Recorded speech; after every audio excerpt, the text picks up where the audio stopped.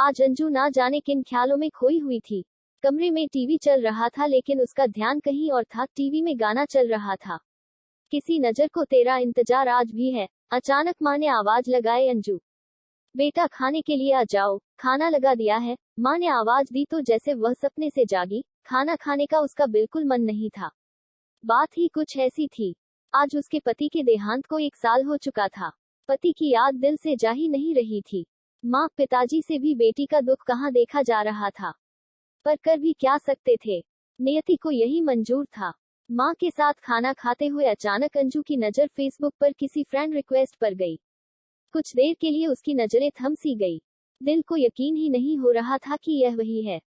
Request उसके बचपन के सहपाठी अविनाश का था। अंजू इसी उधेड़बुन में थी कि रिक्वेस्ट एक्सेप्ट करूं या नहीं। आखिरकार हिम्मत करके रिक्वेस्ट एक्सेप्ट कर लिया। अब दोनों के बीच मैसेज का आदान प्रदान होने लगा। अविनाश स्कूल के दिनों से ही अंजू को बहुत पसंद करता था, पर कभी खुलकर बोल नहीं पाया। दोनों के परिवार में जमीन आसमान का अंतर जो था। अविनाश एक साधारण परिवार से था।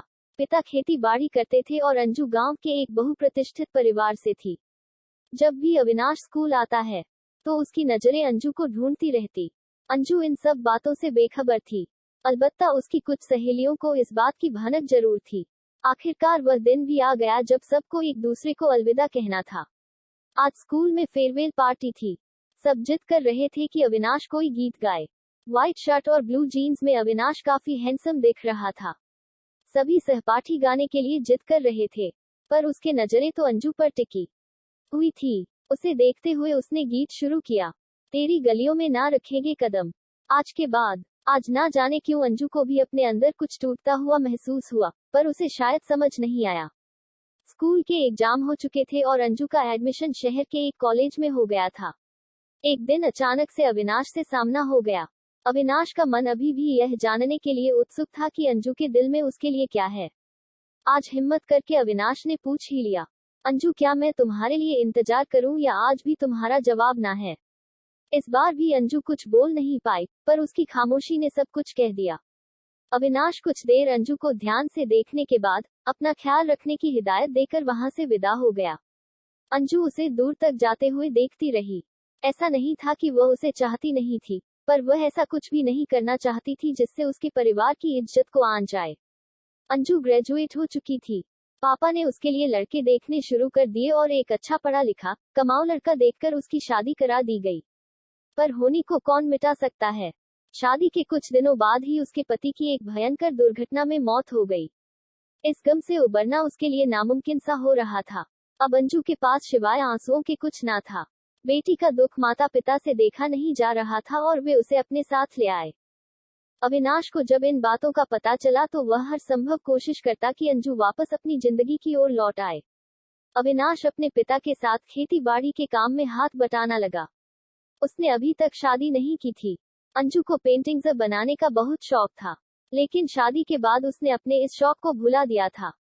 अब अविनाश के कहने पर अंजू फिर से पेंटिंग बनाने लगी। अपनी बनाई हुई आधी अधूरी पेंटिंग की तस्वीर वह अविनाश को भेजती तो उसका जवाब होता, कुछ चीजें अधूरी ही अच्छी लगती हैं। अब अंजू को भी उसकी तारीफ अच्छी लगने लगी थी।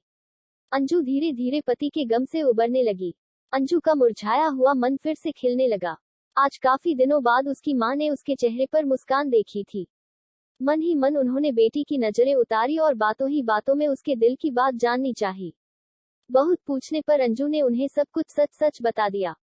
अविनाश के प्रति बेटी का लगाव देखकर शुरू में तो वह कुछ घबराई, पर फिर उन्होंने अपने मन को मजबूत करके अंजू के पापा से अविनाश संग अंजू के विवाह की बात की। कुछ देर सोचने के बाद उन्होंने भी हाँ कर दी। आखिर वह भी अपनी बेटी की बेरंग जिंदगी में रंग देखना चाहते थे। अविनाश के परिवार वालों से बात की तो उनको भी अंजू को अपनी बहू बनाने में कोई आपत्ति नहीं थी। अविनाश ने अपने पूरे परिवार को अंजू की पहली जिंदगी के बारे में सब कुछ बता रखा था। आखिर में सच्चे प्यार की जीत हुई। दोनों परिवारों के आशीर्वाद से आज अंजू विदा होकर अपने पति अविनाश के साथ उसके छोटे से घर में आ गई, जहां एक उम्मीदों भरी दुनिया उन दोनों का इंतजार कर रही थी।